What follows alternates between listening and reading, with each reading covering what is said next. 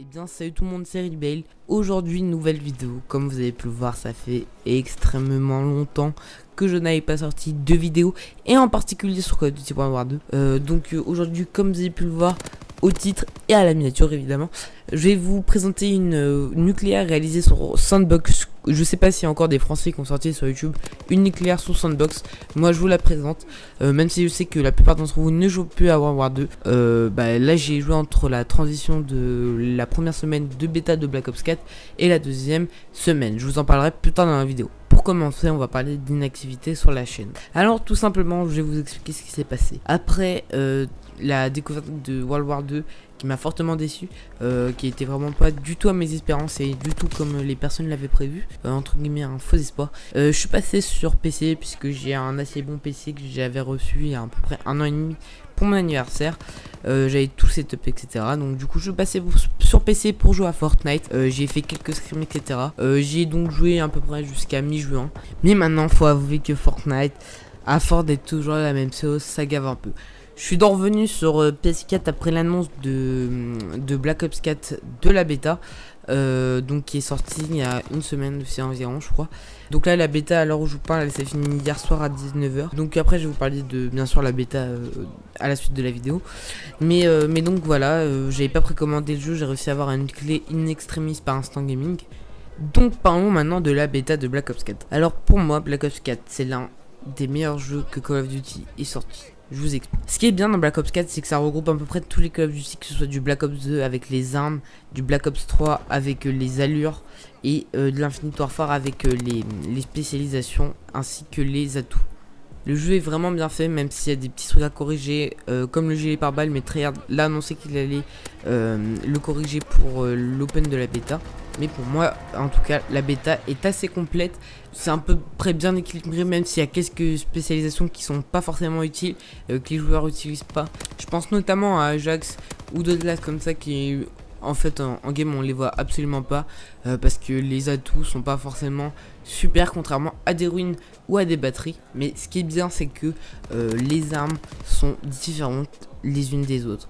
C'est-à-dire, sur Infinite Warfare, je crois il y avait une arme, je sais plus comment elle s'appelle, il y avait tout le monde qui l'utilisait, c'était insupportable. Alors que là, il y a vraiment, les gens utilisent de tout, c'est-à-dire il y a les gens qui utilisent le sniper, il y a les gens qui utilisent l'ICR, il y a des gens qui utilisent la MX9, il y a des gens qui utilisent les grosses batteuses, il y a vraiment de tout, et ça c'est vraiment super cool de pas tout le temps voir la même arme, et franchement c'est super.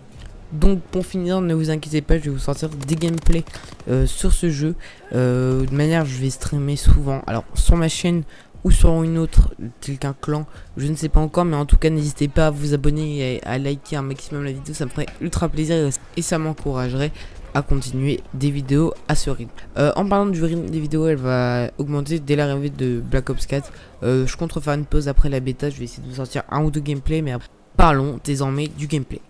Alors le gameplay, il a été réalisé sur Sandbox. Donc pour moi Sandbox c'est un peu la map comme Nuketown. Alors je vais m'expliquer. Dans tous les Call of Duty il y a à peu près une map qui est assez petite, où il y a beaucoup de fights et avec du combat rapproché. Et pour moi c'est cette map qui se rapproche le plus de Nuketown. Non pas esthétiquement mais plus stratégiquement parlant. Il y a aussi le Sandbox 24 h sur 7 comme Nuketown, comme dans Black Ops 2 et Black Ops 3, notamment un nouveau mode de jeu spécifique à cette map qui s'appelle le caméléon. Je vous invite à regarder des vidéos sur YouTube comme Skyrose, etc. qui en ont réalisé. C'est en fait pour vous expliquer un petit mode de jeu où tu es un objet et les autres doivent te trouver en te tirant dessus, et c'est vraiment très sympa. Ce qui est bien pour moi dans cette map, c'est que le spawn ne change pas trop forcément. Dans ce gameplay, j'ai pu jouer un peu en mode back, c'est-à-dire que j'ai pas trop push les ennemis dans leur spawn. J'ai plus attendu que eux viennent à moi pour que je puisse fraguer facilement. Dernière information, je suis passé sur clavier souris sur PS4. Et là vous allez me dire, mais oui, mais Rebel, t'es sérieux, tu passes au clavier souris sur PS4, mais pourquoi tu restes pas sur ton PC de merde? Et bah tout simplement les gars, parce que j'avais vraiment envie de retourner sur PS4 pour rejouer avec des personnes que j'aimais bien. Et sur manette c'était vraiment plus trop mon kiff. C'est à dire que j'ai vraiment du mal maintenant. Une fois que t'es passé sur clavier souris, c'est différent. Et je me suis donc procuré un Xim 4 que j'ai acheté hier. Et franchement le clavier souris, c'est vrai que ça donne, je vais être honnête avec vous, un énorme avantage. à voir sur Black Ops 4. J'ai pas encore pu tester puisque je l'ai eu que hier vers 20h.